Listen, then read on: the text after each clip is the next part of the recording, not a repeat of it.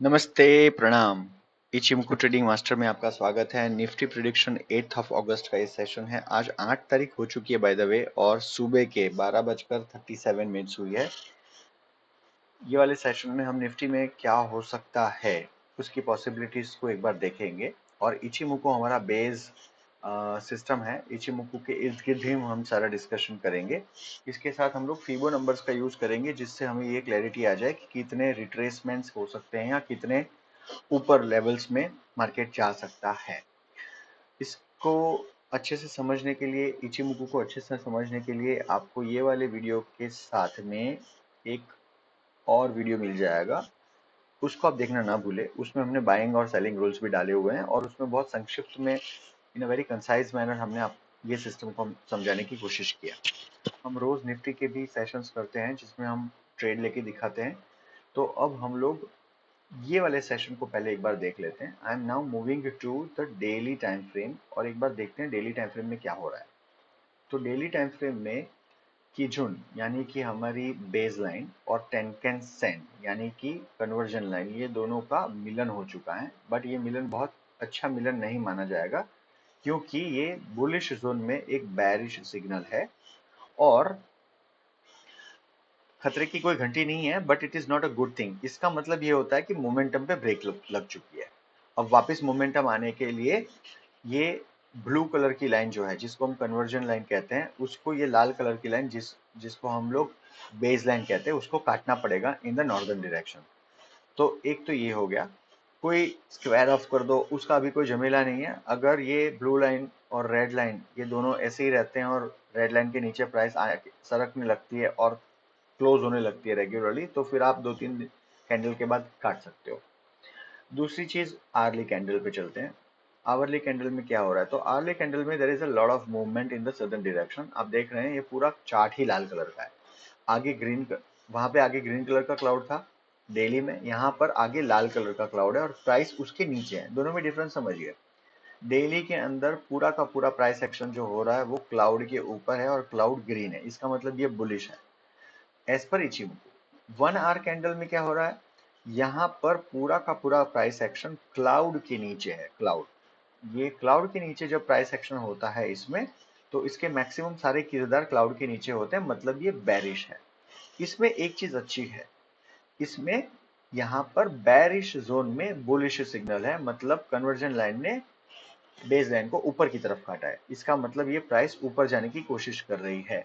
तो this is something good. But क्या 1 our candle में कल का कल बाइंग कर लेना चाहिए? बिल्कुल नहीं, क्योंकि ये क्लाउड जब तक ग्रीन नहीं होगा तब तक 1 आवर में बाइंग नहीं एडवाइजेबल है।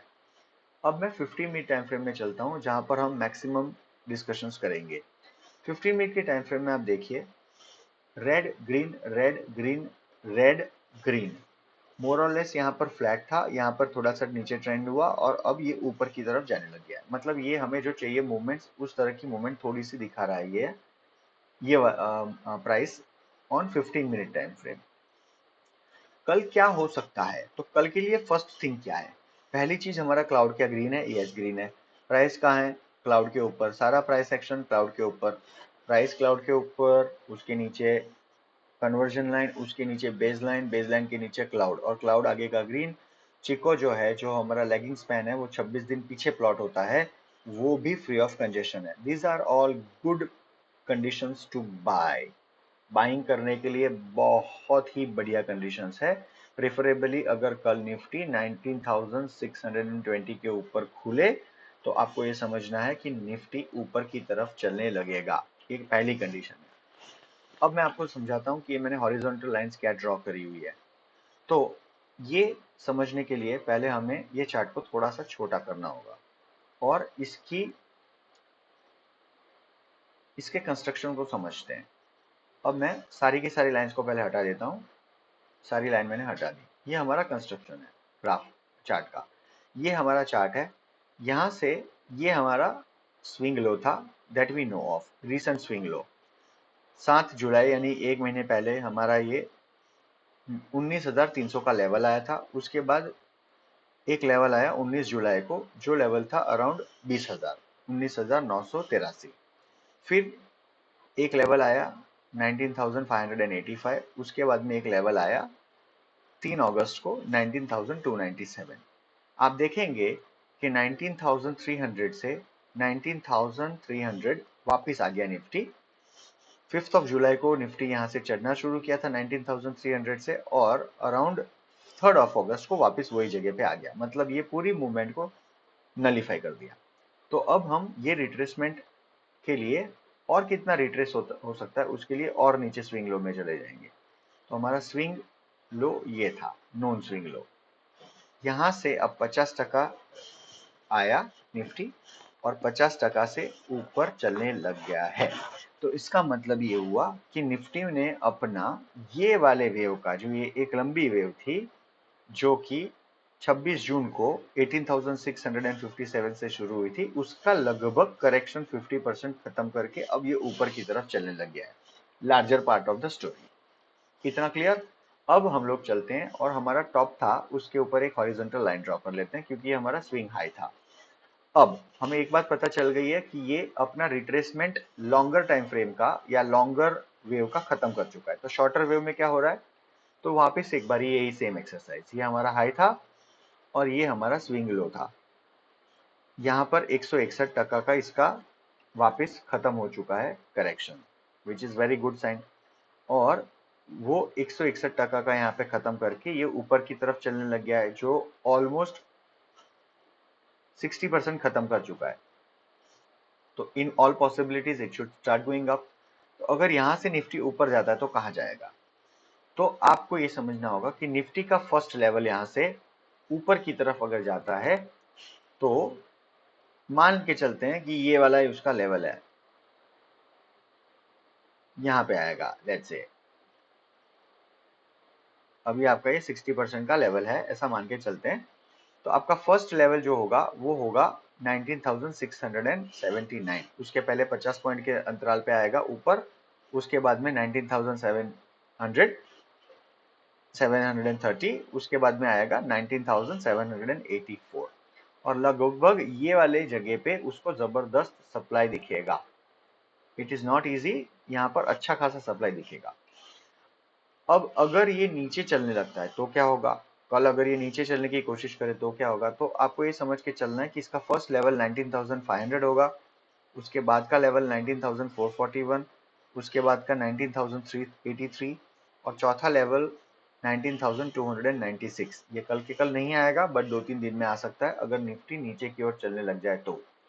वापिस एक बार बता देता हूँ, ये वाला जो जोन है यहाँ पर जबरदस्त बाइंग आएगी, सपोर्ट मिलेगा।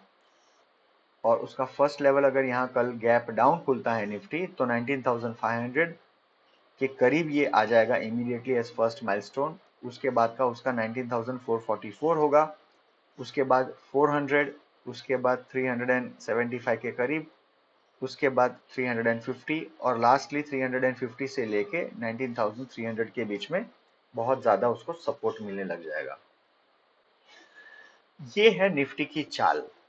और अगर हम ये देखने की कोशिश करें कि कल इमीडिएटली ये क्या कर सकता है, तो देखिए कल इमीडिएटली क्या कर सकता है ये डिफिकल्ट है बहुत जानना, क्योंकि इसने अपनी ये वेव खत्म नहीं की है।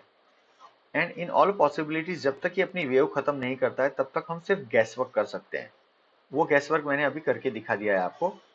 इसको इमीडिएटली पहले तो ऊपर कल गैप अप खुलना होगा।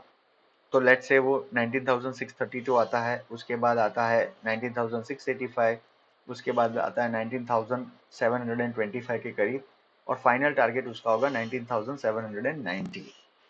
तो ये 200 पॉइंट की मूवमेंट है, कल होती है परसों होती है, इट इज एनीबडीज गेस। और उसके बाद आ जाएगा एक सप्लाई जोन जो कि ये वाला जोन है 19,855, जहां पे तगड़ी मारामारी होगी बायर और सेलर के बीच में। तो ये थे कुछ लेवल्स 15 मिनट्स के। अगर आप छोटी अवधि में चले जाएंगे 5 मिनट्स में, मोर और लेस लेवल्स तो सेम ही रहेंगे, उसमें कोई भी फर्क नहीं पड़ने वाला है।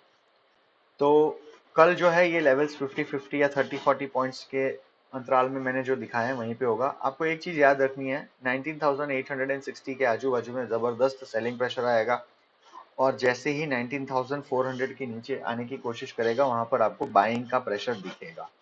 Be very careful. Do it in a nice manner, कोई जल्दबाजी मत करना। चलिए कल मिलूंगा, जय हिंद।